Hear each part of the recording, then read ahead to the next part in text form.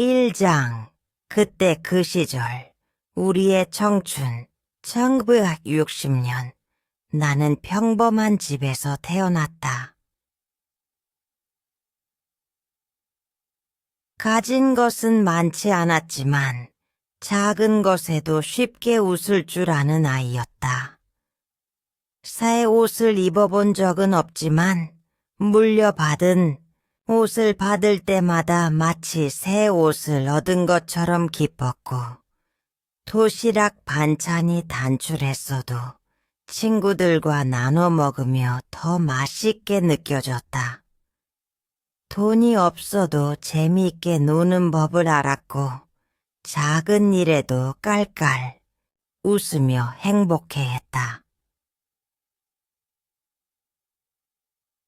학교에서 장래 희망을 적어내라는 숙제가 나왔을 때 친구들은 간호사, 교사, 공무원, 약사 같은 멋진 직업을 적었지만 나는 한 번도 그런 꿈을 꾸어본 적이 없었다.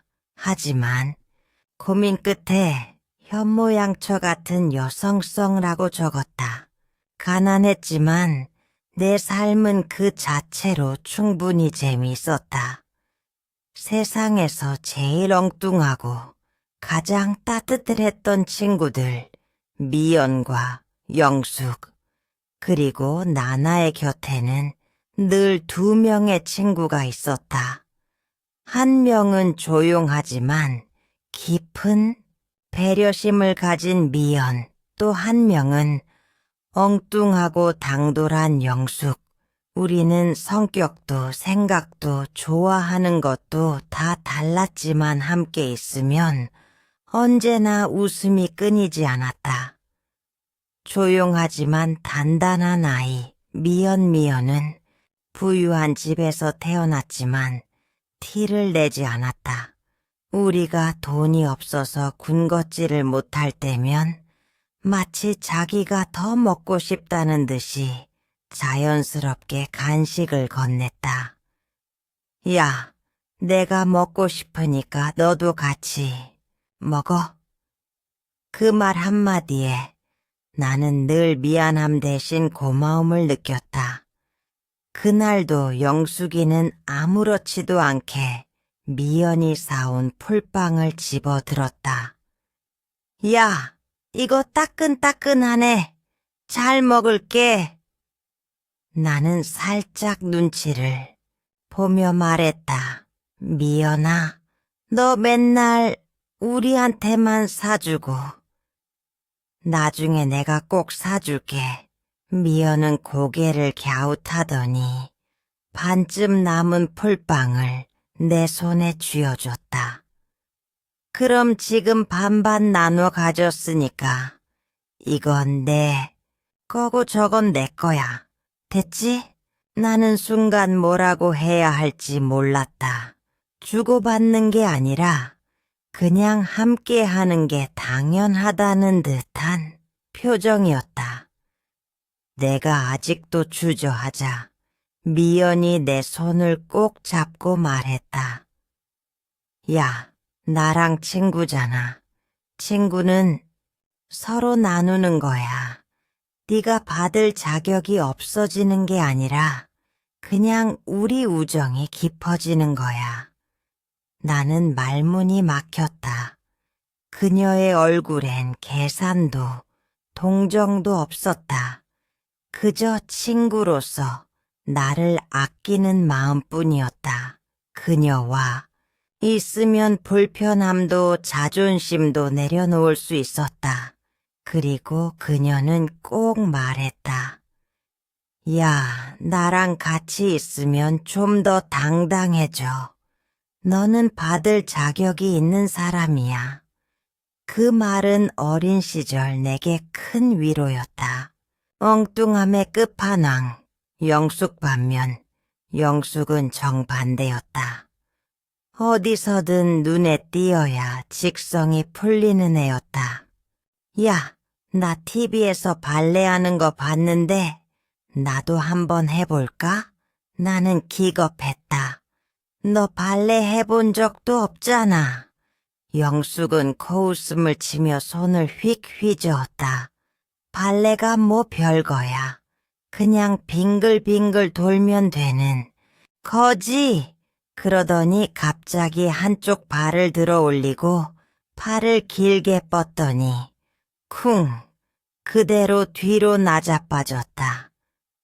나는 배를 잡고 웃음을 터뜨렸다. 옆에서 미연도 손으로 입을 가리며 웃었다. 야, 넌 발레가 아니라 무슨 나무꾼이 나무 찍다 넘어지는 것 같아. 영숙은 얼굴이 벌개진 채 벌떡 일어나더니 옷을 툭툭 털며 태연한 척 말했다. 이건 일부러 그런 거야. 예술이란 건 원래 파격적이어야 한다구! 미연이 한숨을 쉬며 고개를 저었다. 넌 파격이 아니라 그냥 박살난 거야. 하지만 그런 영숙을 보고 있으면 어쩐지 세상을 더 재미있게 살 수도 있겠다는 생각이 들었다. 서로 다르지만 함께라서 좋았던 우리 한 명은 조용히 내 손을 잡아주는 아이였고 한 명은 내 손을 잡고 어디든 끌고 가는 아이였다. 그리고 나는 그 둘 덕분에 늘 새로운 세상을 경험할 수 있었다. 다방에서 도망친 날, 우리의 첫 어른 흉내 그날, 우리는 처음으로 다방에 갔다. 사실 교복 입고 다방 가는 건 금지였지만 영숙이가 눈을 반짝이며 속삭였다. 야, 우리도 한 번쯤 가봐야 하지 않겠냐? 미연이 걱정스러운 얼굴로 말했다. 괜찮을까? 선생님이나 아는 사람 만나면 어떡해? 하지만 영숙은 희죽 웃으며 말했다. 야, 얼굴만 안 들키면 돼. 가방으로 교복 로고. 가리고 조용히 있다가 나오자. 그렇게 우리는 슬쩍 고개를 숙이며 다방 문을 밀고 들어갔다. 문을 열자 담배 연기와 커피 향이 섞인 공기가 훅 끼쳤다. 벽 한쪽에는 주크박스에서 하숙생이 흐르고 있었고 대학생 오빠들이 신문을 보며 토론을 하고 있었다. 우리는 최대한 구석진 자리에 앉았다. 영숙은 의자를 끌어앉으며 신이 나서 속삭였다. 야, 우리 진짜 대학생 된 것 같지 않냐? 나는 주위를 두리번거렸고 미연은 잔뜩 긴장한 얼굴로 말했다. 이제 그냥 조용히 있다가 가자. 너무 티내지 말고. 하지만 그럴 리가 없었다. 영숙은 곧바로 손을 번쩍 들고 말했다. 아줌마, 커피 세시오. 나는 기겁하며 그녀의 팔을 쳤다. 야, 조용히 하라니까. 아, 맞다. 영숙은 목소리를 줄이는 척하더니 입을 동그랗게 모으고 속삭였다. 아, 주. 커피, 셋. 나는 한숨을 쉬었다. 커피가 나오자 우리는 신기한 듯 잔을 들었다. 영숙이 가장 먼저 설탕을 듬뿍 넣고 한 모금 마셨다. 그리고 푸헉! 야, 이거 왜 이렇게 써? 나는 웃음을 터뜨렸고 미연도 피식 웃으며 커피를 한 모금 마셨다. 그때 다방 문이 벌컥 열렸다. 우리는 무심코 고개를 돌렸다가 얼어붙었다. 담임 선생님이었다. 미연이 얼굴이 새하얘졌다. 어떡해, 선생님이야. 나는 숨을 삼키며 주위를 둘러봤다. 도망갈 길이 없다. 그때 영숙이 우리를 향해 손짓했다. 주방 뒤쪽에 작은 문이 있어. 빨리 튀어. 우리는 소리 없이 의자를 밀고 주방 옆으로. 난 작은 문을 열었다. 그리고 시장 골목을 향해 미친 듯이 뛰었다.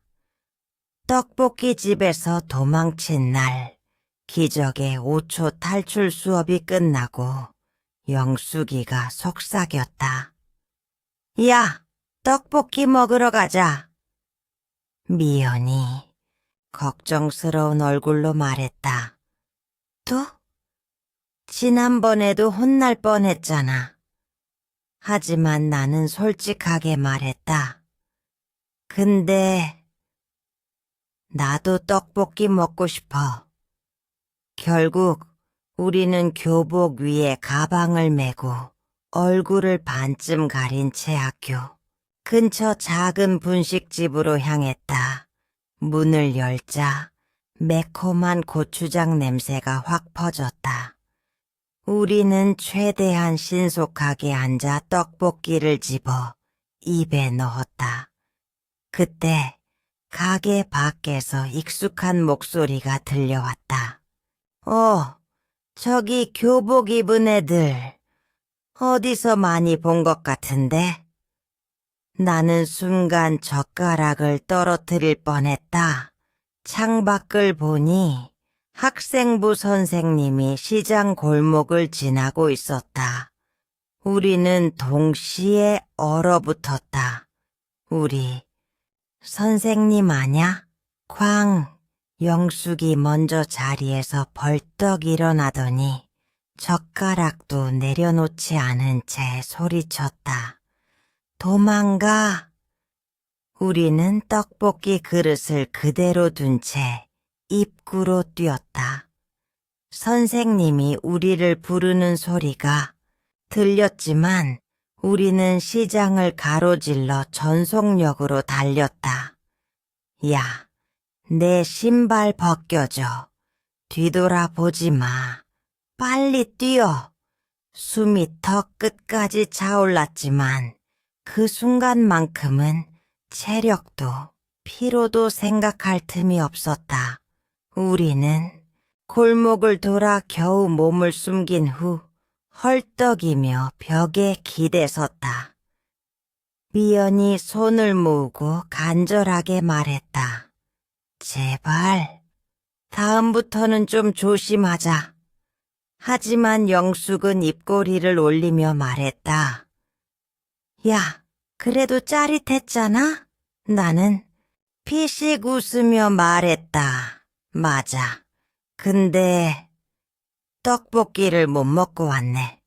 3명은 서로를 바라보다가 터져 나오는 웃음을 참지 못했다. 그렇게 우리의 작은 모험은 끝이 났다. 음악과 드라마, 우리의 작은 세상 그 시절. 우리는 돈도 없고 멋진 옷도 없었지만 음악과 드라마 속에서 원하는 모든 것이 될 수 있었다. 마음이 울적할 때면 라디오 속 노래 가사에 기대어 위로를 받았고, 미래가 막막할 때면 드라마 속 주인공처럼 우리도 멋지게 살아갈 거라고 꿈꿨다. 라디오가 들려주던 우리의 이야기 늦은 밤, 창문을 열어놓고 누우면 어디선가 희미하게 라디오 DJ의 목소리가 들려왔다. 별이 빛나는 밤에 오늘도 여러분과 함께합니다. 라디오는 우리를 어른들의 세상으로 안내하는 창 같았다. 학교에서는 듣지 못한 세상의 이야기, 때로는 우리보다 먼저 세상을 살아가는 누군가의 고민, 사연까지. 그런 밤이면 우리는 작은 라디오 하나에 귀를 기울였다. 영숙이는 종이에 낙서를 하며 말했다.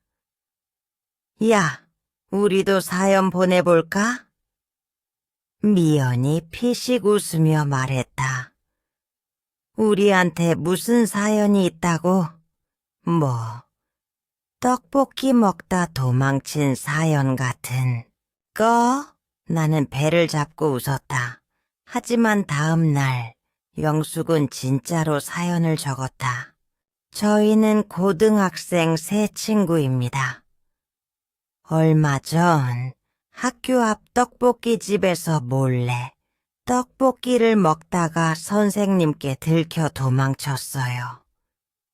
그 순간 심장이 터질 뻔했지만 한편으로는 우리 우정이 더 깊어진 것 같은 기분이었어요. 이 사연을 읽어주신다면 조용필의 돌아와요 부산항해를 틀어주세요. 미연이 사연을 읽고 한숨을 쉬었다. 너 진짜 보낼 거야? 그럼 DJ가 읽어주면 우리가 떡볶이 먹다 도망친 것도 낭만이 되는 거 아니냐? 나는 터져 나오는 웃음을 참지 못했다. 그때 라디오는 우리의 또 다른 친구였다. 우리가 어른이 되기 전에 라디오는 우리를 먼저 어른들의 세상으로 데려가 주었다. 드라마 속에서 울고 웃던 날들 드라마를 보는 시간은 가장 신성한 시간이었다. 학교 수업보다 중요했고 밥 먹는 것보다도 중요했다. 그날도 우리는 미연이네 집에 모여 텔레비전 앞에 옹기종기 앉아 있었다. 드라마 여로에서 주인공이 눈물을 흘리며 말했다. 엄마, 저 이제 어디로 가야 해요? 화면 속 여주인공이 슬픈 얼굴로 기체 오르는 순간 미연은 손수건을 꺼냈다. 불쌍하다. 나는 훌쩍이며 고개를 끄덕였다. 진짜 이 언니 너무 가엾지. 않냐? 그런데 옆을 보니 영숙이가 코를 찡긋거리더니 툭 던졌다. 야, 너희 너무 감성적이다. 이래서 드라마 보는 게 피곤해. 그러면서도 슬쩍 눈물을 닦았다. 나는 웃음을 터뜨렸다. 근데 너도 울고 있거든? 영숙은 화들짝 놀라며 손을 내저었다. 아니거든. 나 먼지 들어간 거야. 미연이 한숨을 쉬며 손수건을 내밀었다. 자, 먼지 닦아. 그러자 영숙이 툴툴거리면서도 손수건을 식사 시간이 되자 시누이들은 자연스럽게 밥상 앞에 앉았다. 나는 마지막까지 음식을 나르며 상을 차렸다. 그리고 막상 자리에 앉으려 하자 시어머니가 말했다. 아이고, 미수가, 애기 밥 먼저 챙겨야지. 나는 한숨을 삼키고 자리에서 일어났다. 식사가 끝나자 시누이들은 남은 음식을 싸기 시작했다. 고기 반찬, 전, 나물, 국까지 하나도 빠짐없이 용기에 담았다.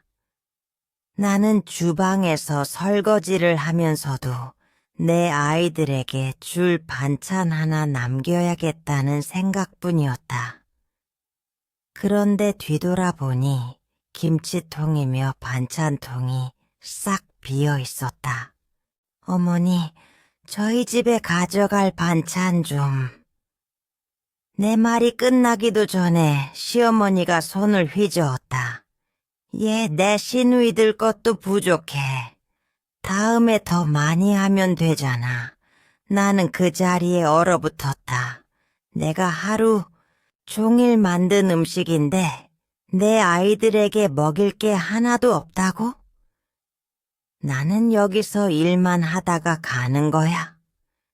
나는 아무 말도 하지 못했다. 손에는 기름 묻은 수세미가 쥐어져 있었고 가슴이 먹먹해졌다. 시어머니에게는 돈을 주는 딸들만 가족이었다. 집으로 돌아오는 길, 남편은 운전대를 잡고 앞만 바라봤다. 나는 조심스럽게 말을 꺼냈다. 음식하는 건 그렇다 쳐도 우리 집에 가져갈 반찬 하나도 없는 건 좀 너무하잖아. 남편은 대수롭지 않다는 듯 한 손으로 핸들을 돌리며 말했다. 우리 누나들이 어릴 때 얼마나 힘들게 컸는지 몰라서. 그래, 어릴 때 못 먹고 살았으니까 가져가고 싶은 마음도 이해해야지. 나는 황당해서 되물었다. 그러면 나는 하루 종일 부엌에서 일만 하다가 우리 애들 줄 것도 없이 오는 게 당연해? 남편은 짜증 섞인 한숨을 쉬었다. 너는 명절에 음식하는 게 힘드냐? 남들도 다 하는 건데 뭘 그렇게 유난이야. 그 말에 나는 더 이상 아무 말도 하지 못했다. 남들도 다 하는 건데 왜 나는 이렇게 서러운 걸까? 돈을 주는 사람 vs 당연한 사람. 그렇게 나는 매년 명절이면 시댁에서 하루 종일 일했다. 그리고 매년 시누이들은 음식을 싸갔다. 처음엔 남편이 시누이들을 감싸는 게 서운했지만 더 서운한 것은 따로 있었다. 어느 날 시누이 하나가 봉투를 내밀었다. 엄마, 이거 용돈이에요. 다른 시누이들도 하나씩 돈 봉투를 건넸다. 시어머니는 흐뭇한 미소를 지으며 봉투를 받았다. 그래. 너희가 이렇게 챙겨주니 엄마가 든든하구나. 그 장면을 보면서 나는 속이 울렁거렸다. 나는 수년째 명절이면 밥 한 숟갈 제대로 뜨지도 못한 채 하루 종일 일했지만 시어머니는 단 한 번도 나에게 고생했다는 말을 하지 않았다. 오히려 음식이 조금이라도 부족하면 나를 다그쳤고 전이 모양이 예쁘지 않으면 손이 굼떠서 그렇다. 곧 타박했다. 그제야 나는 깨달았다. 나는 이 집에서 당연한 존재구나. 나는 아무리 노력해도 이들에게 가족이 될 수 없는 존재구나. 서러움이 쌓여가는 밤그날 밤, 집으로 돌아와 부엌 한쪽에 주저앉았다. 냉장고를 열어보니 텅 비어 있었다. 우리 애들은 내내 햄이랑 달걀만 먹었는데 왜 나는 시댁에서 만든 고기 반찬 하나 못 가져왔을까? 서러움이 북받쳐 올랐다. 나는 수년째 명절마다 똑같은 일을 반복했지만 누구도 내 도고를 알아주지 않았다. 나는 가족을 위해 일하고 희생했지만 이곳에서는 여전히 남이었다. 그렇게 나는 또 한 번 깨달았다. 나는 언제쯤 내 인생을 살 수 있을까? 6장. 오랜만에 재회, 그리고 우리 달라진 대화, 그리고 느껴지는 거리다방에 앉아 이런저런 이야기를 나누었다. 하지만 문득 깨달았다. 이제 우리는 서로 너무 다른 삶을 살고 있었다. 미연이 말했다. 이번에 남편이랑 강릉 여행 가려고 기차표 예매했어. 애기도 데리고 가려고. 나는 순간 놀랐다. 애 데리고 기차 타고 여행을 간다고? 응, 남편이 휴가 내서 같이 가기로 했어. 바다도 보여주고 싶고 나도 좀 바람 쐬고 싶어서. 나는 대답하지 못했다. 여행이라니. 나에게는 상상도 못할 이야기였다. 그때 영숙이 턱을 괴고 웃으며 말했다. 야, 난 결혼해도 집에서 애만 보고 살 자신이 없어. 나는 꼭 일할 거야. 나는 피식 웃으며 물었다. 왜? 살림하는 게 싫어. 그런 게 아니라 그냥 집에만 있으면 답답할 것 같아서. 나는 사람들 만나면서 일하는 게 좋거든.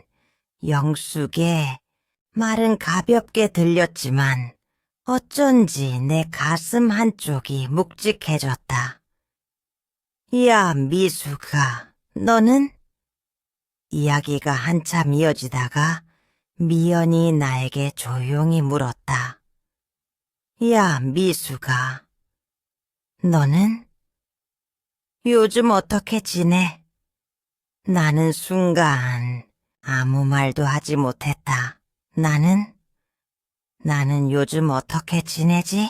아침에 일어나 남편 밥 차리고 아이들 챙기고 청소하고 설거지하고 빨래하고 다시 저녁 차리고 애들 재우고 쓰러지듯 잠드는 생활. 나는 정말로 내 대해 말할 게 없었다. 그래서 그냥 웃으며 말했다. 나?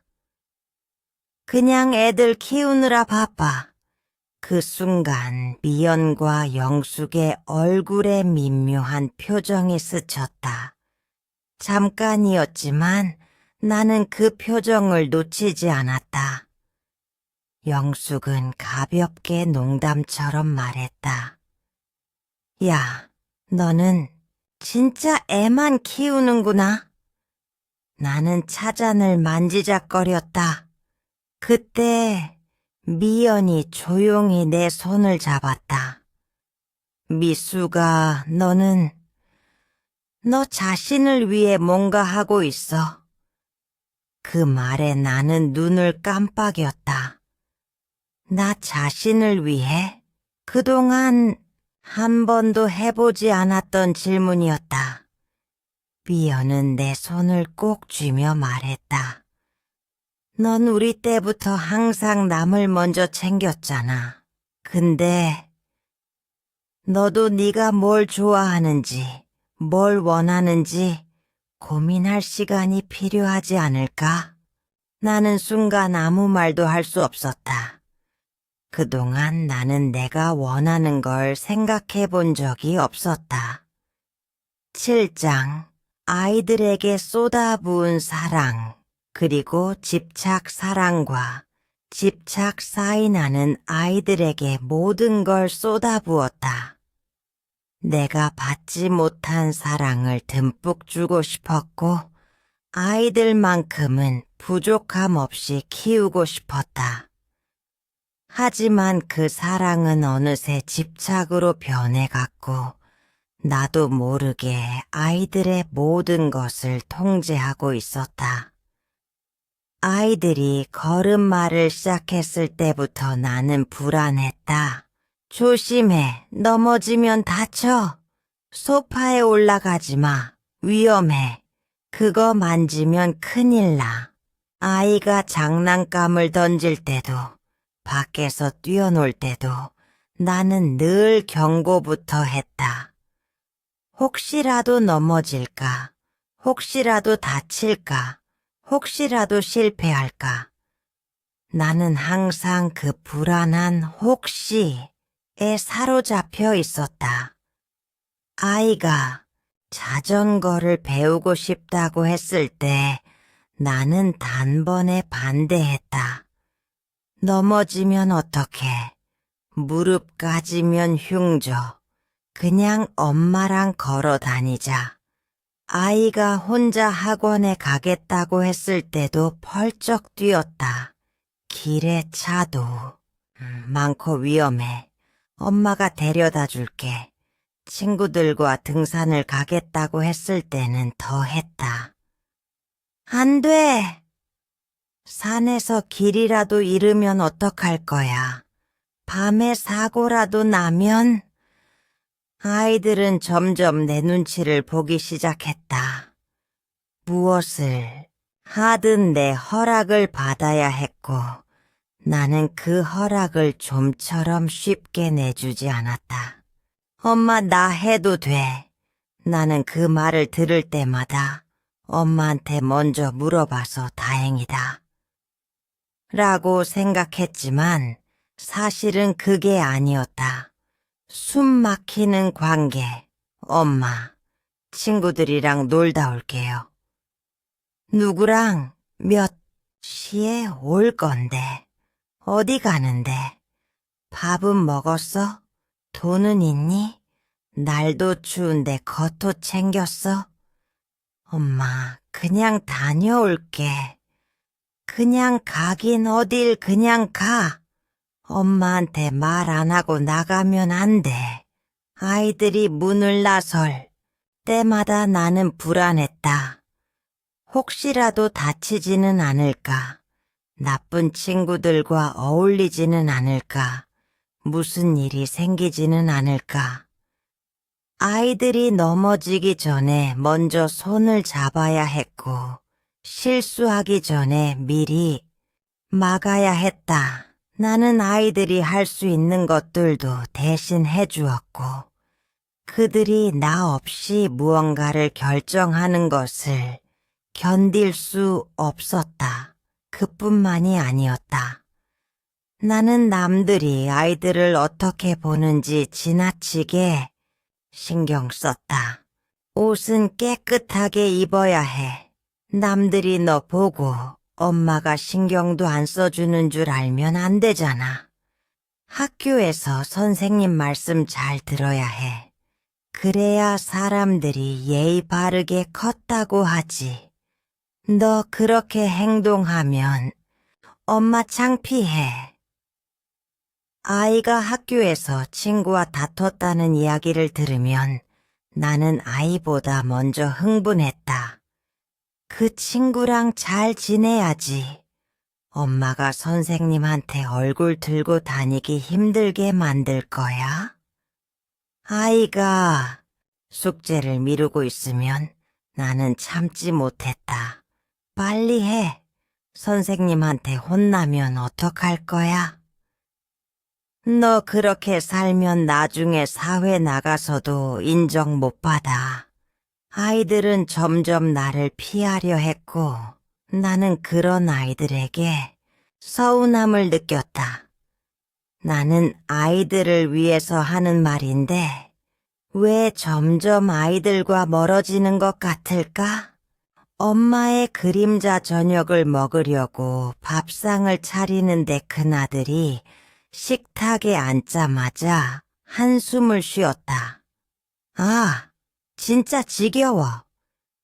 나는 순간 손에 들고 있던 수저를 떨어뜨릴 뻔했다. 뭐라고? 맨날 똑같은 반찬이잖아. 지겨워. 그 말에 머릿속이 하얘졌다. 지겨워? 그건 내가 매일같이 중얼거리던 말이었다.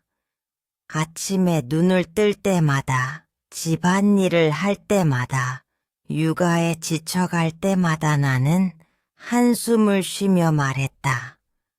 아, 진짜 지겨워. 사는 게 너무 지겹다. 나는 그 말을 내가 습관처럼 내뱉고 있었다는 걸 알고 있었다.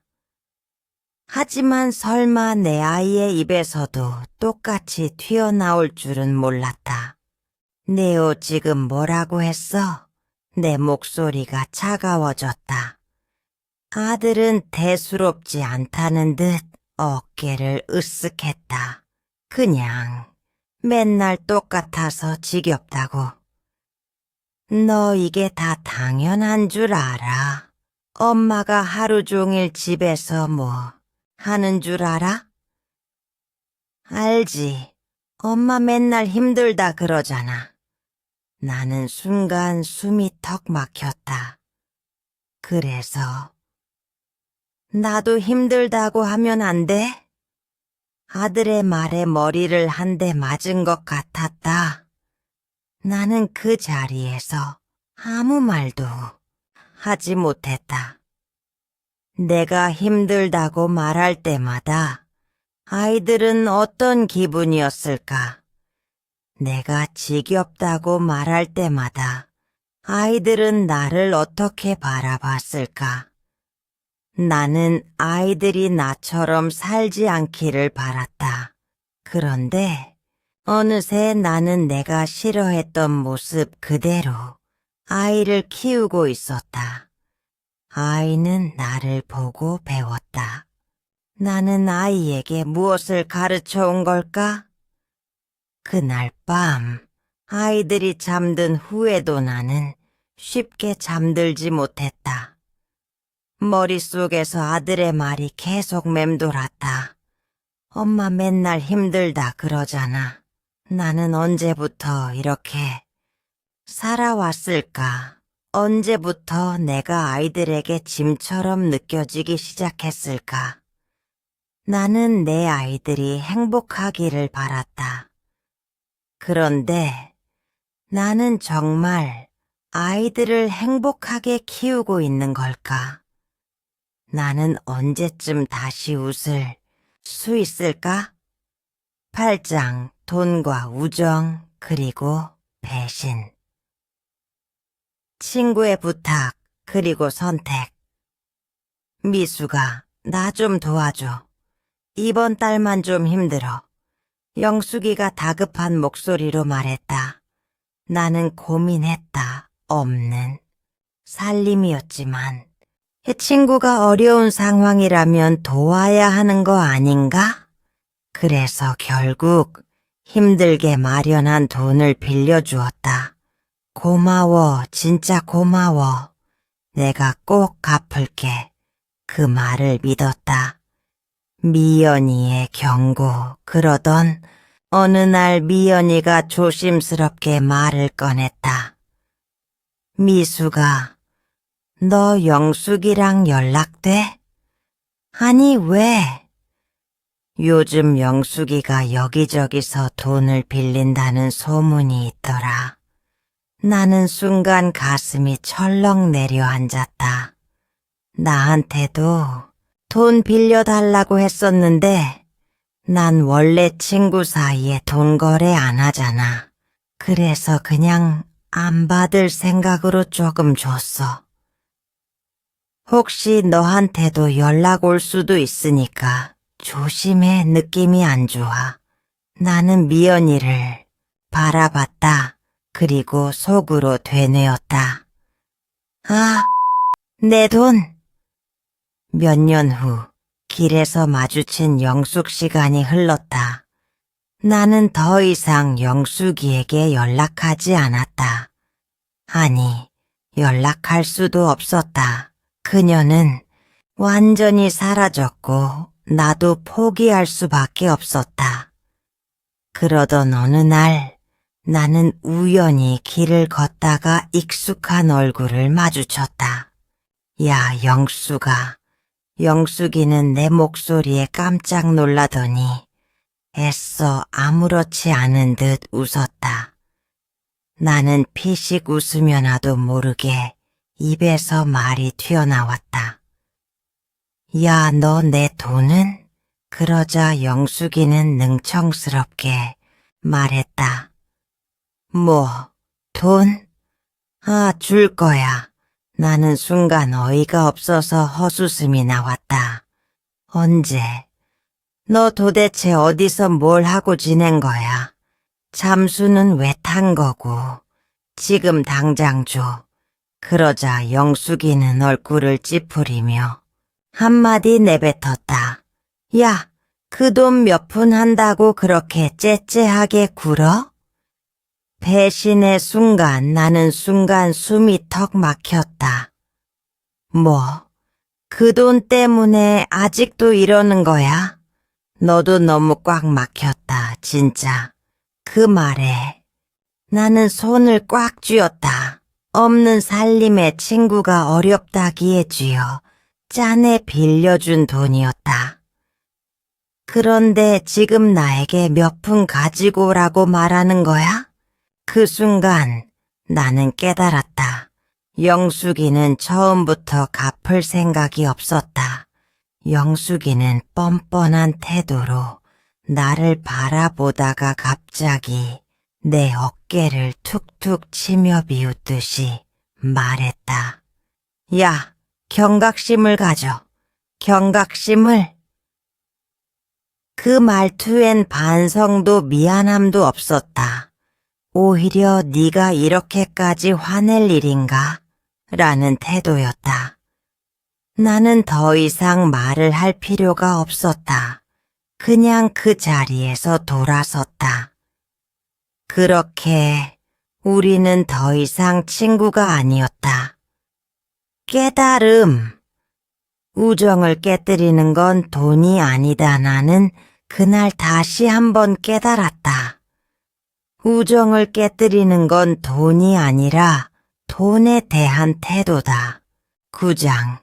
아이들이 떠난 집 떠나간 자리 아이들이 성인이 되었다. 하지만 이제 내 곁에는 없다. 어릴 때는 품에서 떨어질까봐 조마조마했고 사춘기에는 나를 밀어내려 할 때마다 어떻게든 다시 잡아두려 했다. 하지만 결국 아이들은 멀어졌다. 큰아이는 대학을 가면서 자취를 하게 되었다. 기숙사에서 지내는 게 편해. 명절이나 특별한 날에도 잠깐 들렀다 가는 게 전부였다. 작은 아이는 고등학교를 졸업하자마자 독립을 선언했다. 나는 그 말을 듣고 충격을 받았지만 작은 아이는 덤덤하게 말했다. 엄마, 이제 나도 내 인생 살고 싶어. 나는 속으로 생각했다. 내가 언제 너희 인생을 막았다고 그래. 하지만 그 말을 입 밖으로 꺼내지는 못했다. 아이들은 마치 도망치듯 집을 떠났고 나는 그제야 깨달았다. 결국 나는 엄마처럼 돼버린 거구나. 나는 엄마처럼 살지 않겠다고 다짐했는데 나는 엄마처럼 살지 않겠다고 다짐했다. 아이들을 있는 그대로 사랑하고 그들이 원하는 대로 살 수 있도록 돕겠다고 생각했다. 하지만 나는 아이들을 보호한다는 명목으로 억눌렀고 사랑한다는 이유로 통제했다. 그 결과 아이들은 나와 거리를 두었다. 처음엔 연락을 자주 했다. 밥은 챙겨 먹니? 몸은 괜찮아? 이번 주에는 집에 안 오니? 하지만 아이들의 대답은 점점 짧아졌다.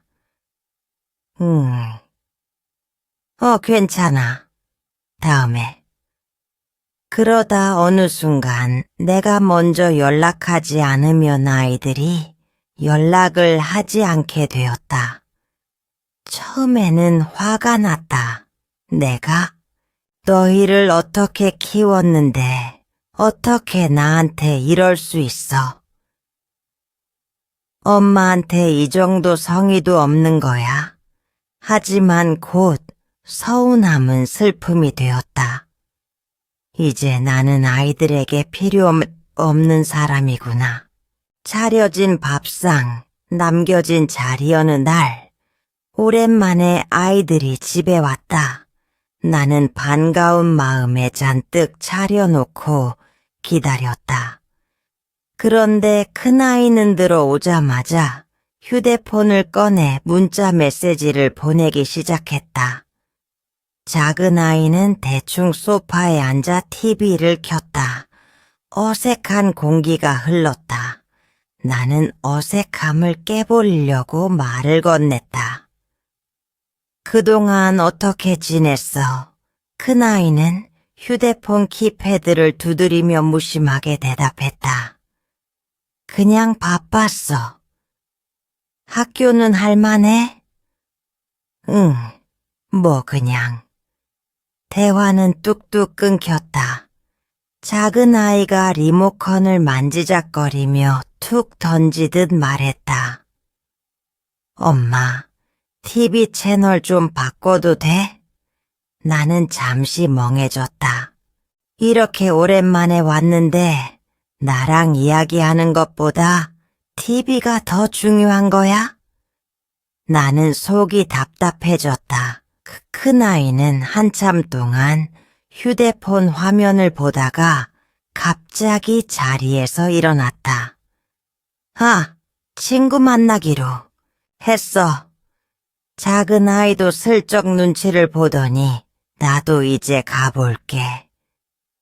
라며 대충 손을 흔들고 문을 나섰다. 나는 식탁에 남겨진 그릇들을 바라보다가 조용히 혼잣말을 했다. 지겨워. 그 말이 습관처럼 나왔다. 사는 게 왜 이렇게 지겨울까? 나는 왜 이 나이에 이렇게 외로울까? 나는 가만히 창밖을 바라보았다. 내가 아이들에게 사랑을 준 게 맞을까? 나는 아이들에게 어떤 엄마였을까? 엄마의 그림자 문득 어린 시절의 내가 떠올랐다. 나는 엄마가 싫었다.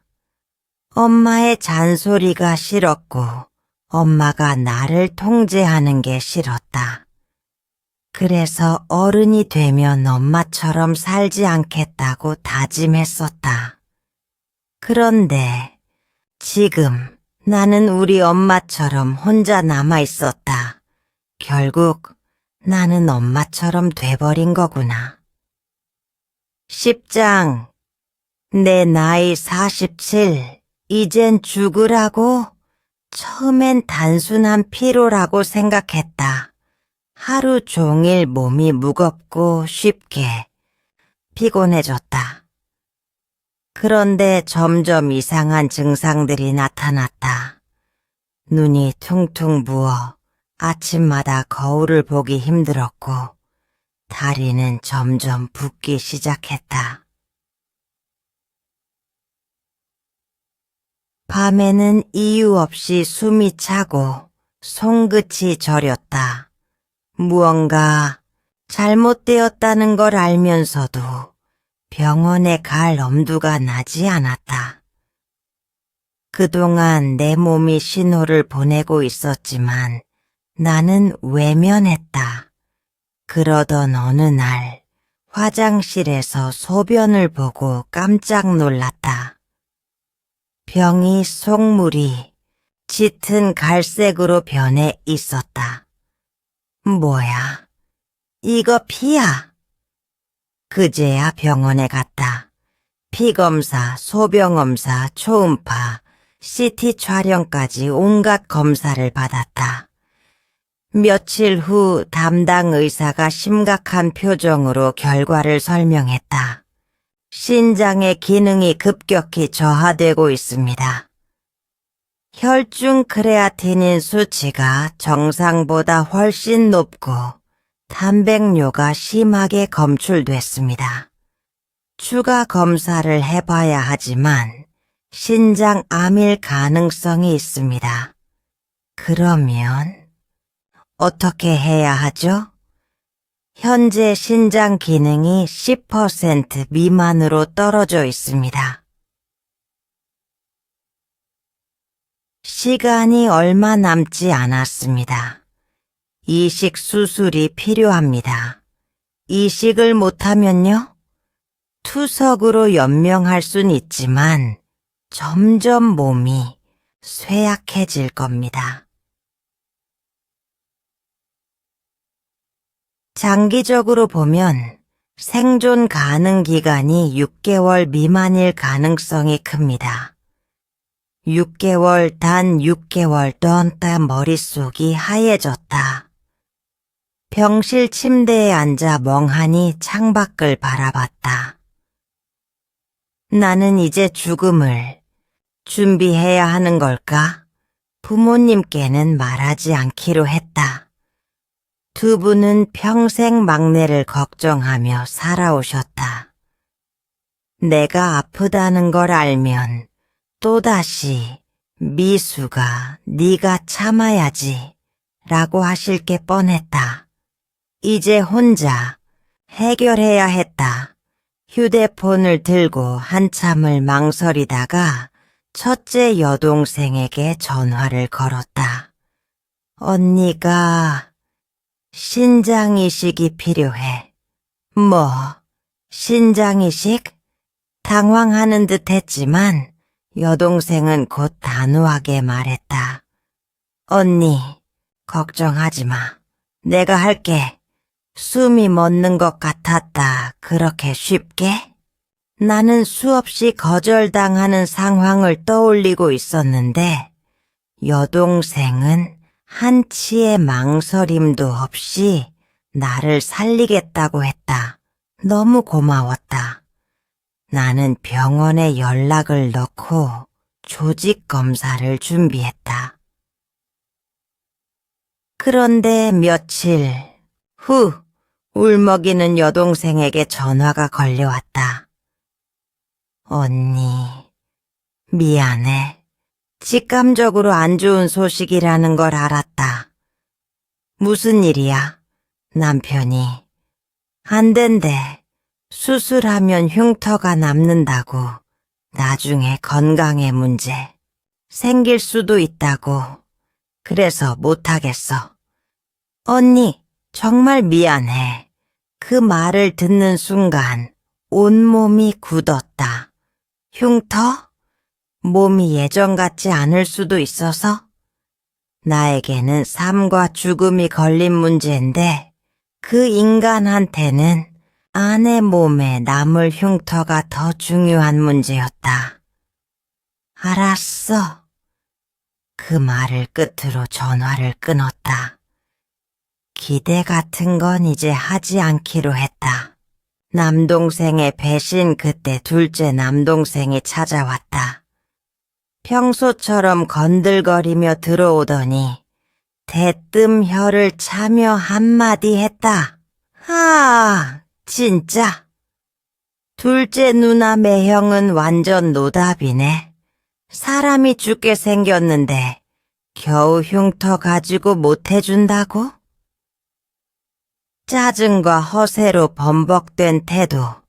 이놈은 진심으로 나를 걱정해서 온 게 아니었다. 그냥 자기 잘난 척하고 싶어서 온 거였다. 아우, 진짜 내가 대신 하고 싶네. 나 같으면 바로 했지. 근데 난 신장이 2개 다 필요하니까 나는 아무 말도 하지 않았다. 지쳤다. 허무했다. 에이, 누나 걱정 마. 내가 해줄게. 나는 순간 멍해졌다. 뭐? 남동생은 능글맞게 웃으며 어깨를 으쓱였다. 야, 그래도 우리 가족인데 이 정도는 해야지 않겠냐? 내가 누나한테 신세진 게 얼만데? 나는 남동생을 바라보았다. 정말일까? 이 인간이 무슨 꿍꿍이가 있는 거 아니야. 의심이 스쳤지만 그래도 고마웠다. 나는 병원에 연락을 넣고 수술 날짜를 조율했다. 그런데 수술 당일도 남동생은 나타나지 않았다. 수술실 앞에서 수술 가운을 입고 기다리는데 간호사가 다가왔다. 기증자가 아직 도착하지 않았습니다. 시간이 지나도 그는 오지 않았다. 오다가 사고라도 난 걸까? 걱정스러운 마음에 전화를 걸었다. 신혼만 갈 뿐 받지 않았다. 기다리고 또 기다렸지만 결국 그는 나타나지 않았다. 죽고 싶었다. 모든 게 엿 같았다. 그 순간 나를 짓누르고 있던 두려움이 분노로 바뀌었다. 이게 사람이야, 쓰레기야? 나를 이렇게 우롱한 거야? 대체 왜 그럴 거면 처음부터 하지 말겠다고 하지 그랬어? 나는 수술 가운을 벗어 던지며 바닥에 주저앉았다. 온몸이 떨렸다. 그래, 그냥 죽자. 그동안 너무 힘들었어. 다 내려놓고 이제 편히 쉬자. 병실로 돌아와 창밖을 멍하니 바라봤다. 이제 더는 기대할 것도 없고 희망을 가질 이유도 없다. 모든 걸 끝내고 싶었다. 그때 문이 벌컥 열리며 여동생이 뛰어들어왔다.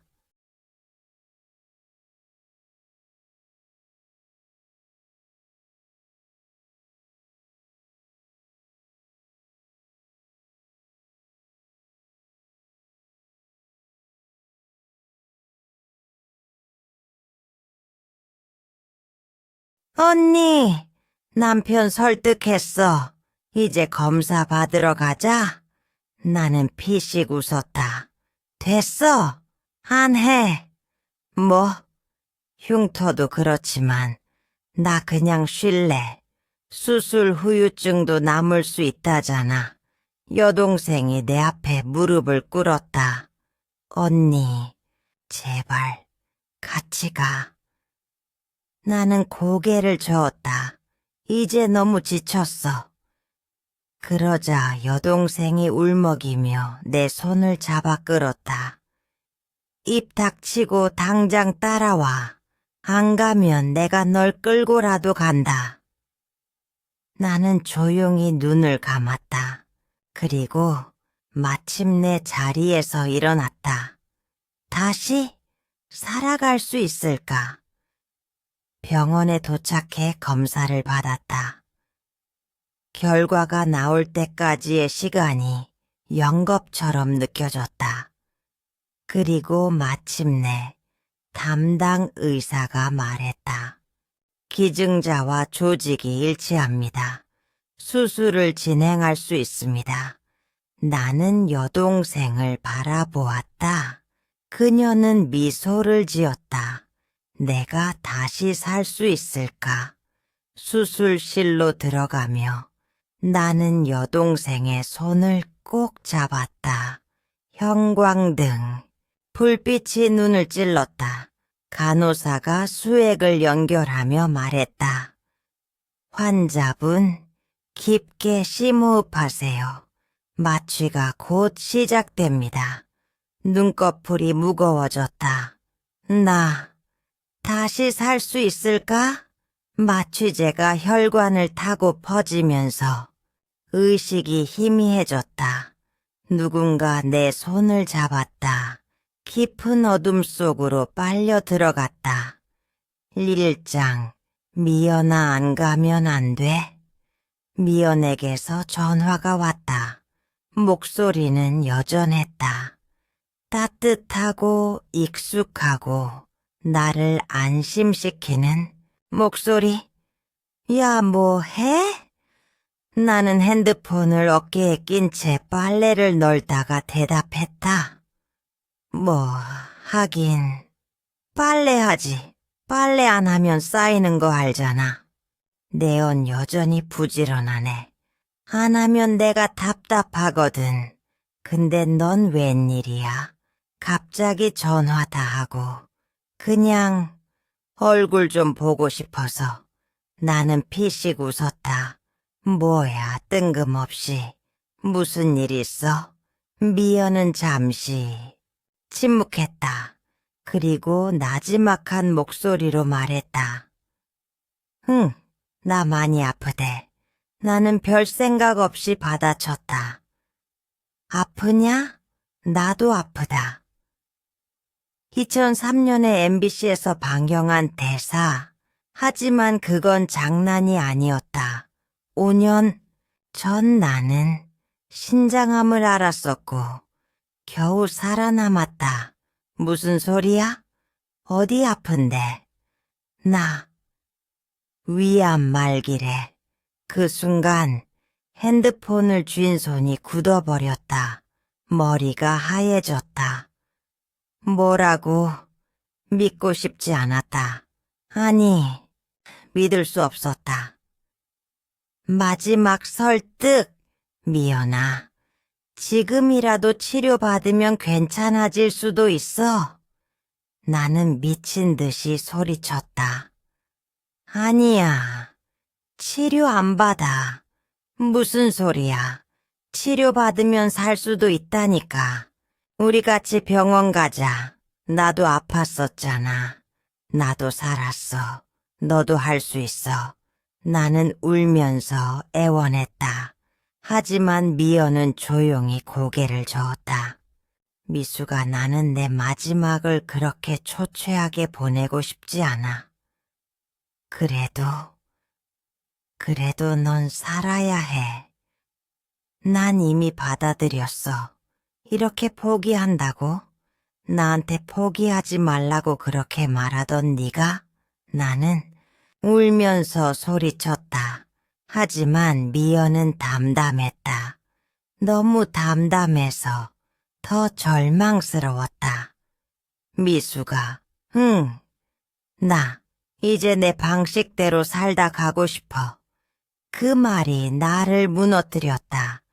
나는 그 자리에서 주저앉아 한참을 울었다. 남은 시간 나는 포기할 수 없었다. 하지만 미연이의 결정을 존중하기로 했다. 남은 시간만큼은 후회 없이 보내자. 우리는 예전처럼 함께했다. 밤새 수다를 떨고 같이 밥을 먹고 좋아했던 카페에 가고 아무렇지 않은 척 웃었다.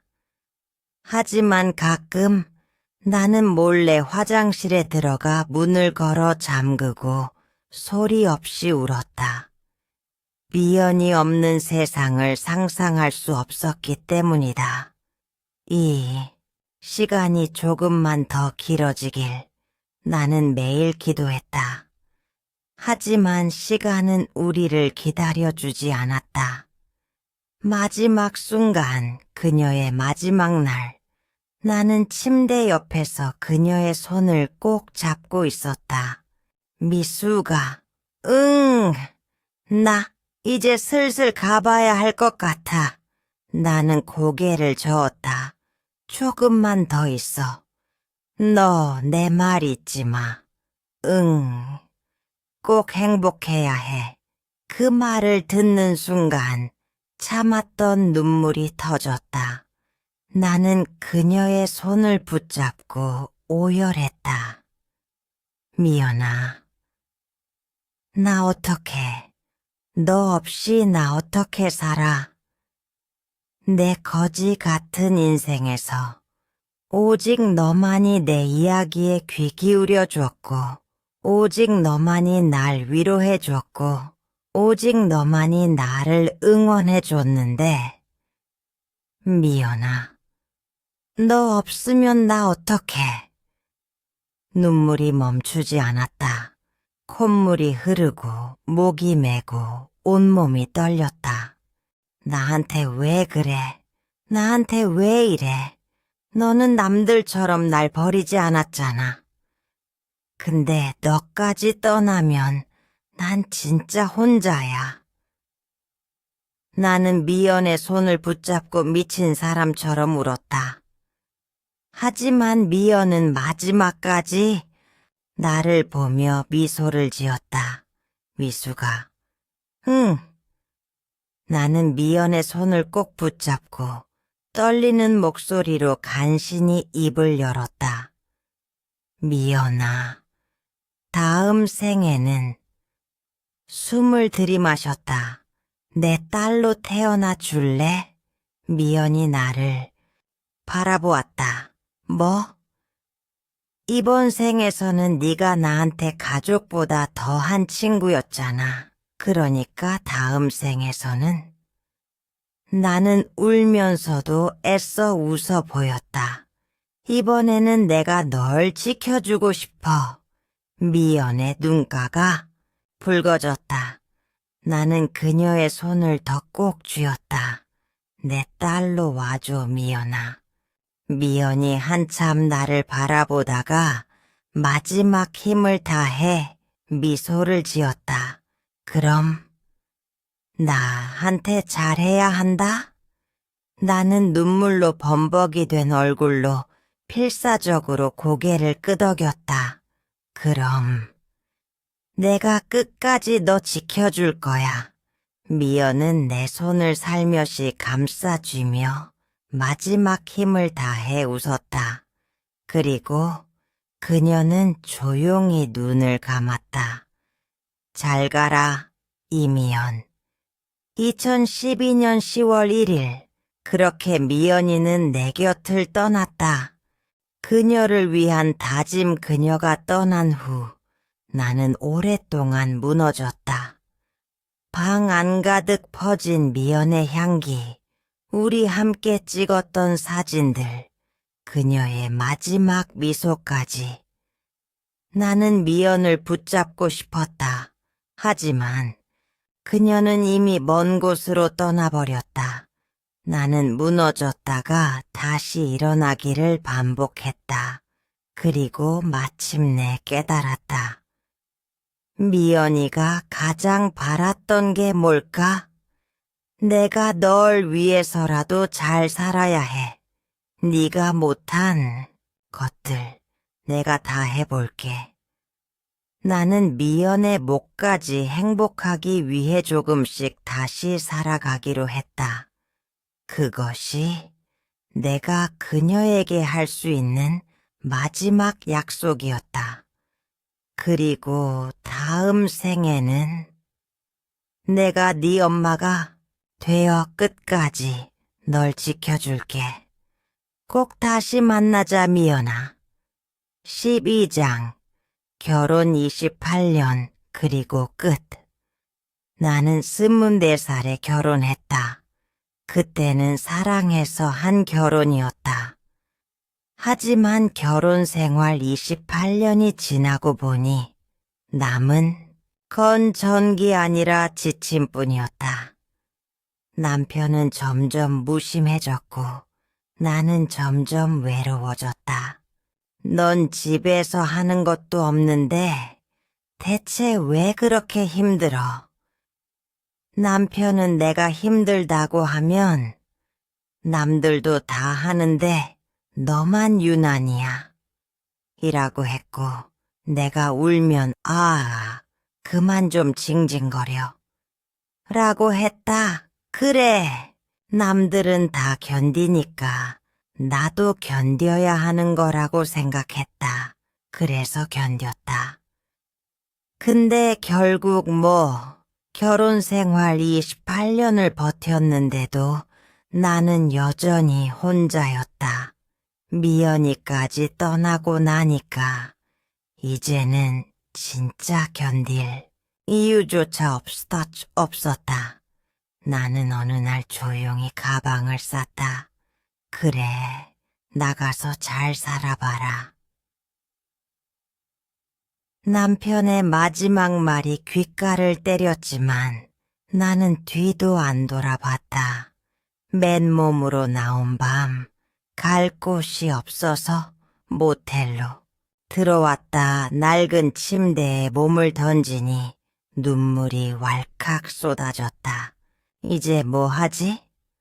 누구한테 연락할 수도 없고 딱히 기댈 곳도 없었다. 그냥 막막했다. 그러던 채 여동생과 주변 사람들이 들고 일어났다. 나이 52에 무슨 이혼이야. 위자료도 안 받고 맨몸으로 나온 게 제정신이야. 어떻게 살아가려고 그래.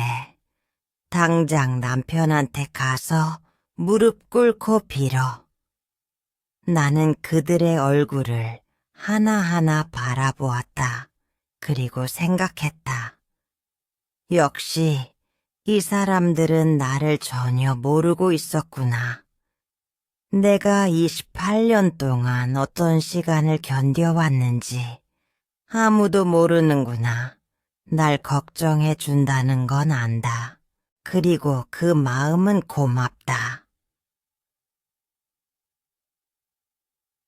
하지만 나를 이해하지 못한 채 던지는 위로와 조언들은 때때로 부담이 된다. 나는 누구보다 치열하게 살아왔고 누구보다 깊은 어둠을 지나왔다. 그러니 내 삶을 함부로 가늠하지 않았으면 좋겠다. 날 걱정해주는 것 만약 미연이었다면 그 애는 분명 나를 꼭 안아주며 이렇게 말했을 거다. 잘했어, 미수가. 이제 내 인생을 살아. 하지만 지금 나를 안아줄 사람은 없었다. 새로운 시작을 위한 첫걸음, 그냥 막막했다. 그러다가 멍하니 핸드폰을 보는데 유튜브에서 이런 영상이 떴다. 새로운 시작을 위한 첫걸음, 속는 셈치고 눌러봤다. 근데 강사가 그러더라. 지금까지와 같은 방식으로 살면 앞으로도 같은 결과만 반복될 겁니다. 변화하고 싶다면 지금 당장 움직이세요. 그 말이 묘하게 뇌리에 박혔다. 내가 할 수 있는 게 뭐가 있지? 나는 근처 편의점에서 1,000원짜리 공책 하나를 사와서 거기에 써내려갔다. 책 읽기, 글쓰기, 새로운 것 배우기, 딱 3가지. 이거라도 안 하면 나는 그냥 여기서 주저앉을 것 같았다. 운명처럼 만난 한 권의 책 다음 날 무작정 도서관에 갔다. 뭐라도 읽어야 할 것 같아서 그렇게 서가를 돌아다니다가 눈에 확 들어온 책이 있었다. 시크릿, 뭐야, 이건 또? 대충 넘겨보는데 끌어당김의 법칙이라는 단어가 보였다. 생각이 현실을 만든다? 솔직히 말해서 이때까지만 해도 코웃음 쳤다. 그래, 그럼 내가 이렇게 된 것도 내가 그런 걸 끌어당겨서 그런 거냐? 근데 한참을 읽다 보니 문득 이런 생각이 들었다. 나는 늘 안 될 이유만 떠올리며 살았던 거 아닐까? 나는 가진 게 없어. 나는 할 수 있는 게 없어. 나는 안 될 거야. 그렇게 생각하면서 나는 내가 할 수 있는 걸 애초에 시도조차 하지 않았다. 진짜 될지 안 될지는 몰라도 한번 해보긴 해야 하지 않나? 나는 처음으로 내 생각을 바꿔보기로 했다. 한 줄씩 쓰는 변화, 그날부터 나는 포기하지 않기로 했다. 거창한 목표를 세울 것도 없었다. 그냥 작은 것부터 꾸준히 해보기로 했다. 하루 한 줄씩 글을 쓰고 하루 한 권씩 책을 읽었다.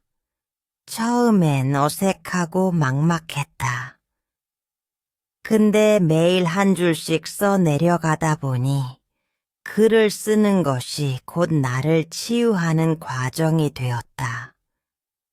과거의 나를 돌아보며 현재의 나를 받아들이며 미래의 나를 그려보며 나는 조금씩 하지만 확실하게 변화하고 있었다. 나를 찾아가는 길 어느 순간 나는 깨달았다. 나는 다시 시작할 수 있다. 지금은 가진 것도 없고 앞으로 셀 어떻게 될지도 모르지만 나는 더 이상 예전의 나로 돌아가지 않기로 했다. 나는 내가 원하는 삶을 직접 만들어 보기로 했다. 그리고 그 변화의 첫걸음은 바로 지금 이 순간부터 시작되었다. 다시 시작하는 용기. 나는 더 힘들고 더 괴로웠던 순간을 견뎠다. 죽음의 문턱까지 가본 적도 있었다. 그때 깨달았다. 부정적인 생각은 나를 망칠 뿐이다. 긍정적인 생각이 결국 나를 살린다. 나는 깨달았다. 이혼도 새로운 변화도 두려워할 것이 아니라는 것을. 어떤 선택을 하든 가장 중요한 것은 나 자신을 위해 결정하는 것이라는 것을. 과거에 집착하지 마세요. 부정적인 감정에 휘둘리지 마세요. 마음이 바뀌면 행동이 바뀌고 결국 인생도 변하게 됩니다. 나는 65년을 살면서 남들보다 걱정을 더 많이 한 사람 중 한 명이었다. 하지만 걱정한다고 해결되는 것은 단 하나도 없었다. 오히려 걱정은 문제를 더 꼬이게 만들 뿐이었다. 불안과 두려움에 사로잡힐수록 상황은 나아지지 않았고 문제는 점점 더 커져만 갔다. 그러나 이제는 안다. 걱정에 시간을 빼앗길 바엔 나 자신을 믿고 목표를 향해 나아가는 것이 훨씬 더 가치 있는 일이라는 것을. 나는 도전했고 포기하지 않았다. 그리고 결국 내가 원했던 삶을 이루었다. 지금 나는 남들 부럽지 않은 부를 이루며 꿈꾸던 삶을 살고 있다. 하지만 중요한 건 내가 특별한 사람이어서가 아니다. 내가 한 선택과 마찬가지로 당신도 선택할 수 있다. 독자에게 전하는 메시지. 지금 포기하고 싶다면 한 가지만 기억하세요. 변화는 작은 실천에서 시작된다. 지금 당장 한 걸음만 내디뎌라. 나이, 환경, 과거는 중요하지 않다. 나는 50대에 모든 걸 내려놓고 다시 시작했다. 망설였고 두려웠고 수없이 주저앉았다. 하지만 그럼에도 불구하고 한 걸음 내디뎠다. 처음엔 책 한 권을 펼치는 것조차 힘들었고 글 한 줄을 쓰는 것도 어색했다. 하지만 작은 실천들이 쌓이면서 나는 조금씩 변하기 시작했다. 나는 여러 책을 읽으며 부정적인 생각을 버리려 노력했고, 과거에 나를 돌아보며 내가 잘못 생각하고 잘못 행동했던 것들을 반성했다. 그리고 그것들을 하나씩 고쳐나가기 위해 노력했다. 무엇보다도 나는 내 두 아들에게 진심으로 사과했다. 엄마가 미안해. 정말 미안해. 나는 용기를 내어 진심을 전했고 그 결과 두 아들과의 관계는 다시 좋아졌다. 그동안 나는 도전했고 목표를 향해 포기하지 않았다. 그 결과 나는 내가 원했던 모든 것을 이뤄냈다. 그리고 이제 나는 남들 부럽지 않은 부를 이루며 내가 꿈꾸던 삶을 살고 있다. 과거를 원망하며 살아갈 수도 있었다. 하지만 이제는 내 삶의 주인공이 되기로 했다. 그리고 당신도 마찬가지다. 인생은 언제든 다시 시작할 수 있다. 지금, 바로 이 순간이 그 시작이다. 우리 함께 만들어 보자. 다시 시작하는 인생을.